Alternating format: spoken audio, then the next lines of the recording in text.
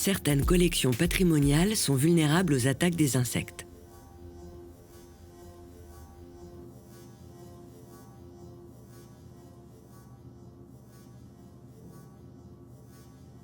Les larves y trouvent les nutriments dont elles ont besoin pour se métamorphoser en insectes adultes qui, en l'absence de traitement, risquent de coloniser d'autres objets. Il existe plusieurs méthodes de désinsectisation, parmi lesquelles la fumigation par des produits chimiques, le rayonnement gamma, la chaleur, la congélation et l'anoxie.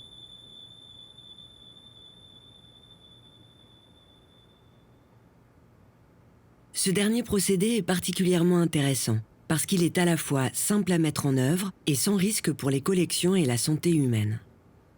L'anoxie consiste à tuer les insectes, mais aussi leurs larves et leurs œufs, en plaçant les objets dans une bulle vidée de son oxygène. Les insectes vont alors se dessécher et mourir à la fois par déshydratation et par asphyxie. Le protocole habituellement suivi repose sur les critères d'efficacité suivants.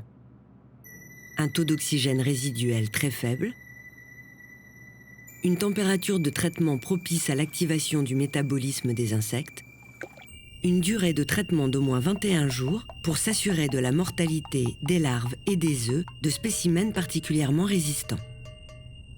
La mise en œuvre de l'anoxie peut être réalisée selon deux méthodes. L'anoxie statique, qui consiste à capter l'oxygène à l'aide d'absorbeurs placés dans la bulle d'anoxie. On la réservera au petit volume d'objets.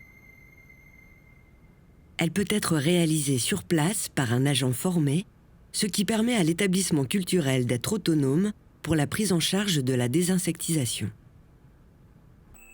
Et l'anoxie dynamique, qui évacue l'oxygène et le remplace par un gaz inerte, généralement de l'azote. Cet azote provient de bouteilles contenant le gaz sous pression ou d'un générateur d'azote.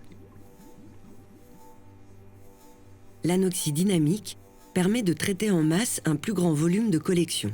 Elle est confiée à un professionnel qui peut la réaliser sur place ou dans ses locaux. L'anoxie présente néanmoins quelques inconvénients. Le temps de traitement est plus long que pour les autres méthodes. Dans le cas de l'anoxie statique, de la condensation peut se former, car lorsque les absorbeurs d'oxygène s'activent, ils peuvent libérer de la vapeur d'eau.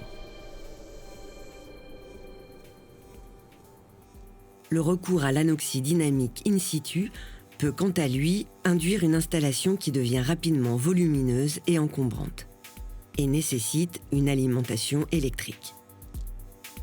Malgré ces inconvénients, l'anoxie reste une méthode largement utilisée par les professionnels parce qu'elle est efficace et sans risque pour les collections.